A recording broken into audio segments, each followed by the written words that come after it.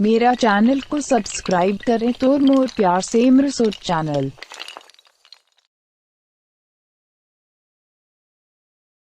DJ Nagpuri जगत की नन्ही सेमरसोत कलाकार आपकी अपनी बेबी अर्चना लेकर आ रही है गीत ओ मेरी माँ, जिसे संगीत से सजाए हैं mister Ravi recording studio, Kantatoli, Ranchi.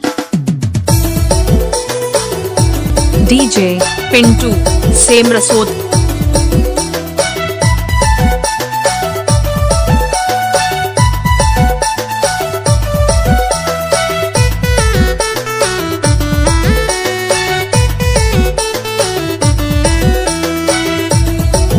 DJ Pintu Semarsot.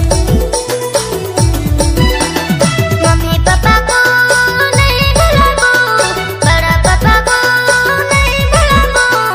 ओ मेरी माँ, ओ बड़ी माँ, जीवन भर तो की हम याद करबू। ओ डीजे मेरी माँ, पिंटू ओ सेमरसोत। बड़ी माँ, जीवन भर तो की हम याद करबू।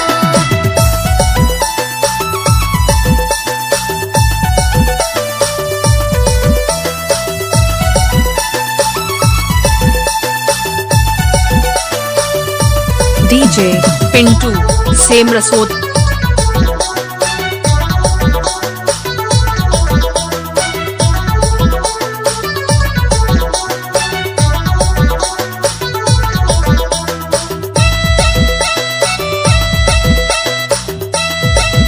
डीजे पिंटू सेमरसोत। करम दिले माँ पुतली बड़ले, धुरा मट्टी गल कूद बढ़ली बड़गरे।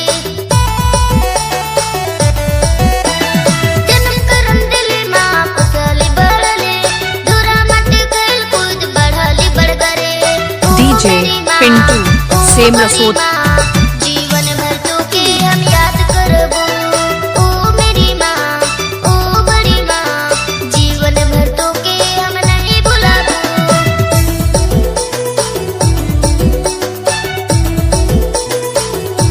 डीजे पिंटू सेमरसोत।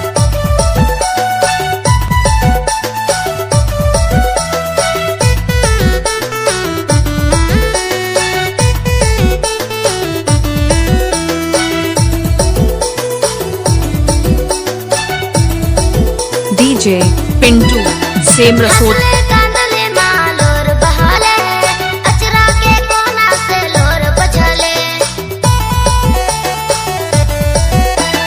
हंसले कांदले माँ लोर बहाले, अचरा के कोना से लोर बछले। ओ डीजे मेरी माँ, पिंटू ओ सेमरसोत। मेरी माँ, जीवन भर तो के हम याद करबो। ओ मेरी माँ, ओ बड़ी माँ, जीवन भर तो के हम नहीं भुलाबो।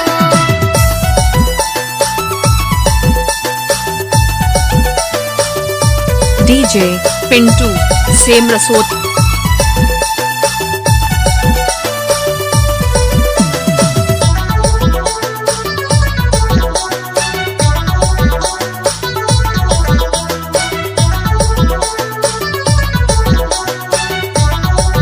डीजे पिंटू सेमरसोत।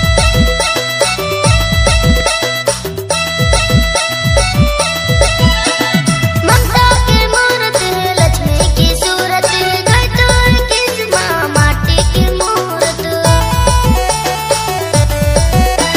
ममता डीजे की मूरत, पिंटू लक्ष्मी सेमरसोत। की सूरत, गई तो किस माँ माटी की मूरत। ओ मेरी माँ, ओ बड़ी माँ, जीवन भर तो के हम याद करबो।